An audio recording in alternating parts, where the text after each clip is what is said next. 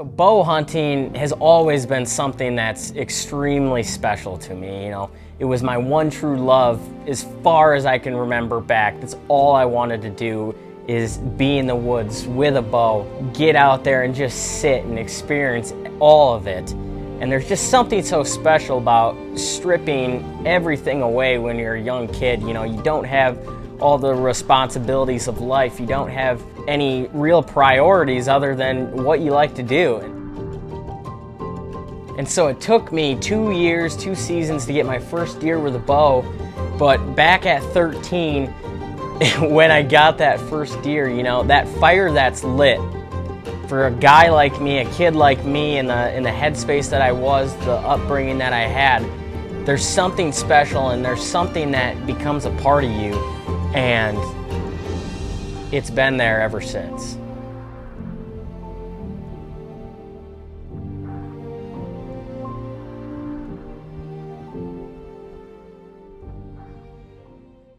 And so throughout high school, you know, whether it be good or bad, a lot of my classroom time was spent watching TV reruns of Stan Potts arrow these Midwest giants on the school computer. You know, it was one of those things where I had a lot of high school sports interrupting the heart of the bow season, but it was something that never left my mind. It was always so deep into my heart, and it was always on my mind. I was always daydreaming, thinking, okay, when can I get back out there? Because that's all I wanted to do. That's all I cared about. It's all I thought about.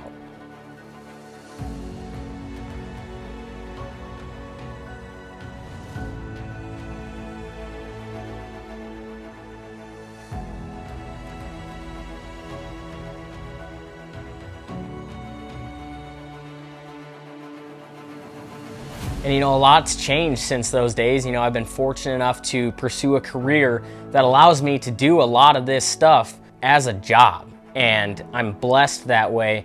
But ever since then, you know, any of my free time is spent thinking, pursuing, planning for my falls to come, whether that be filming other guys fill their tags or planning on hunting myself on the home farms.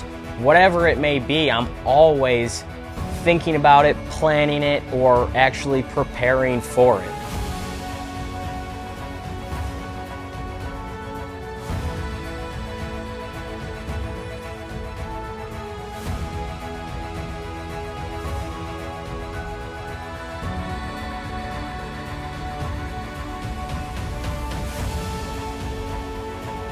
And when you think about big whitetails in a state like Wisconsin, that's the pinnacle of hunting whitetails in the Midwest. It's a true test of mettle, and somebody that isn't absolutely over the top in love with it and doesn't live and breathe bow hunting isn't going to have success, at least consistently. And you know, nothing about what we do bow hunting is easy. There's nothing when it comes to the preparation, the mental agony and the strain, and the planning, preparation, and the actual physical work when it comes to archery hunting, big whitetails. None of it is easy.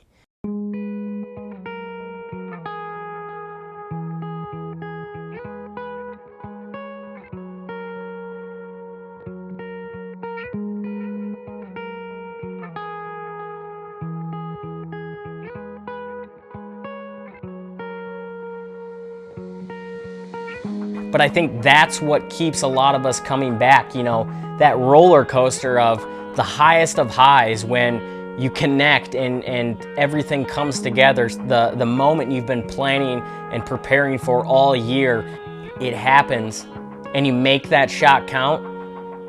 You know, the high that you feel at that moment, it can't be beat anywhere else, in my opinion. But on the other side of the coin, you know, that roller coaster's got to go down at some points too. And those lows that you feel, that's really the test of who you are and what you're made of as a bow hunter. Can you handle that failure? Can you bounce yourself back? Can you understand that this is just a test? Can you understand that, you know, it's not forever, it's just for now, and make the necessary adjustments to change what went wrong, fix the problem at hand, and become a better bow hunter because of it.